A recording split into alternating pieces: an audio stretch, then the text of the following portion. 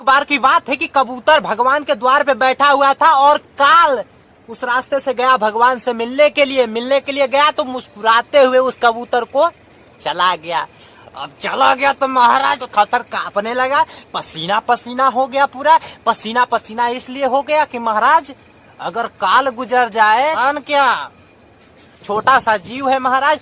अब थरथराने लगा तो जैसे जा रहे थे भगवान से मिलने के लिए गरुड़ महाराज आए, बैठे और पूछने लगे कि अरे क्या हुआ तुम्हारे साथ, क्यों इतना कांप रहे हो, क्यों इतना पसीना पसीना हो रहे हो, क्या हो गया, कौन सा संकट आ गया तुम्हारे ऊपर, भगवान के बहुत बड़ा भक्त हो तुम और भक्त पे संकट कैसे आ सकता है।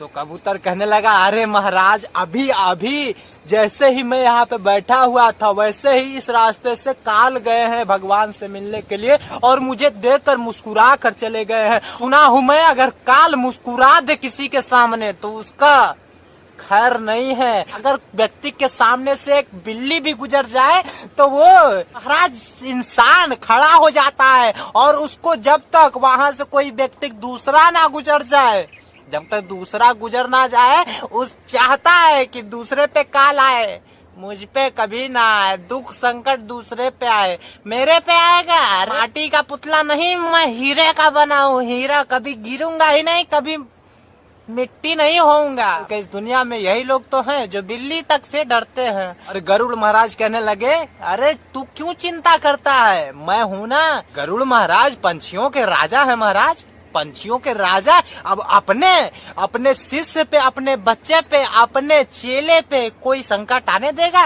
नहीं। संकट आए उससे पहले संकट का निवारण करना है महाराज।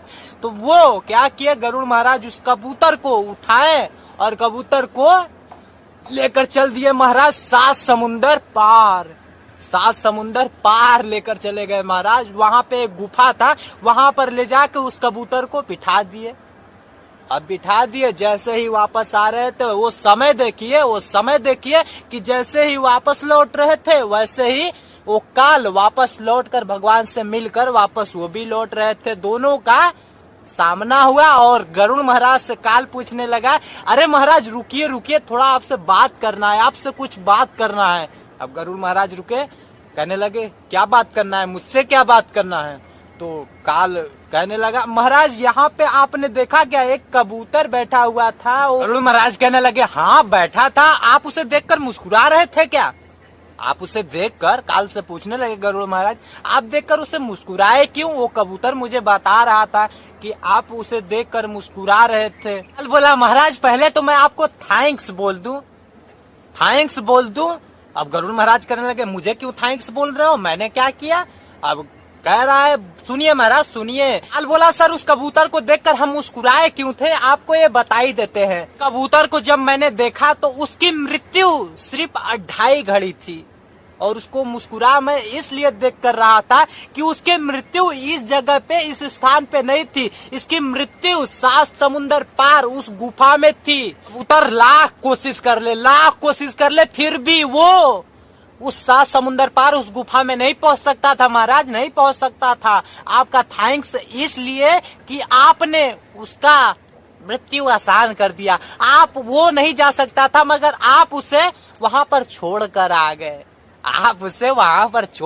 गए, 7 समुंदर उस गुफा में वो 2.5 घड़ी में पहुंच सकता था महाराज। अरे 7 समुंदर क्या, समुंदर में जाते जाते थक ही जाता, समुंदर में ही राम नाम सत्य हो जाता। मगर जिसे काल ले जाए उसे कोई रोक सकता है महाराज। जो पाताल में छुप कर बैठ जाए दुश्मन से तो आप छुप कर एक नाले में भी छिप सकते हैं, मगर काल से नाले में छिपो या तुम पैक हो जाओ, प्लास्टिक में पैक हो जाओ, बांध कर अपने आप को कहीं पे फेंक दो जंगल में, फिर भी आप नहीं बच सकते। आपकी मृत्यु पक्की है महाराज, मृत्यु को कोई टाल नहीं सकता महाराज, कोई मृत्यु को नहीं टाल सकता। चाहे आप बहुत बड़े हॉस्पिटल में चले जाइए, दुनिया के बहुत बड़े हॉस्पिटल में चले जाइए और वहां जाकर उन डॉक्टरों से पूछिए कि महाराज सुनते हैं क्या, आप फीस तो बहुत लेते हैं, यहाँ पर अमीर भी आते हैं गरीब भी आते हैं, क्या वो जो अमीर आते हैं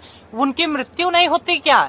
आप जाकर डॉक्टरों से पूछिए, वहां पर पूछिए, किसी नर्स से पूछिए, किसी भी इंसान से पूछिए, वहां पर मृत्यु नहीं होती क्या? बहुत बड़े इंसान रहते हैं महाराज, वहां पे डॉक्टर एक से एक आपको मिल जाएंगे, बड़े से बड़े डॉक्टर मिल जाएंगे उस हॉस्पिटल में, मगर मृत्यु जिसकी आनी होती है उसको मरना ही है। हर रोज कितने हॉस्पिटलों से कितने मृत्यु हो रहे हैं, इसकी गणना नहीं की जा सकती महाराज, नहीं की जा सकती, क्योंकि वो हॉस्पिटल है। नहीं मरना चाहिए ना, नहीं मरना चाहिए, फिर भी वहां पे लोग मर रहे हैं।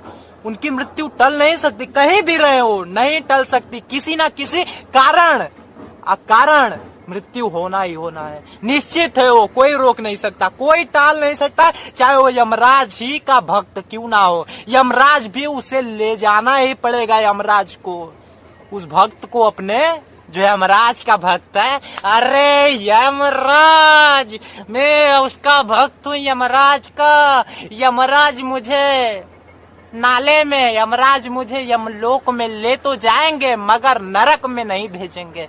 आप भक्त हो, भक्त महाराज, नरक में क्यों नहीं भेजेंगे? काल है वो, काल कहीं किसी का नहीं टला है महाराज। आपको जो कर्म किए हो उसका कर्म का फल भोगना ही पड़ेगा, चाहे आप कितने भी बड़ा भक्त क्यों न बन जाओ।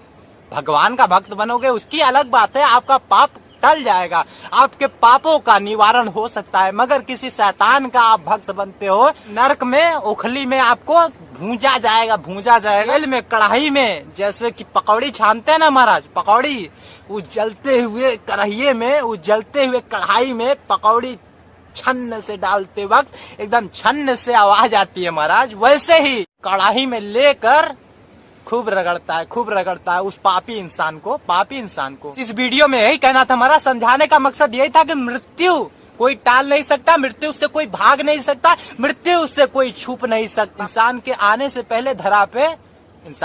पहले धरा पे उसकी मृत्यु फिक्स हो जाती है, उसका स्थान, उसकी मृत्यु का रीजन फिक्स हो जाता है वहाँ पे। बस इस वीडियो में ही कहना था। वीडियो को लाइक, चैनल को सब्सक्राइब कर लीजिए। मिलता हूँ, शुक्रिया। जय हिंद, जय भारत। खुश रहिए, दूसरों को भी खुश रखिए। बाय बाय मेरे दोस्त।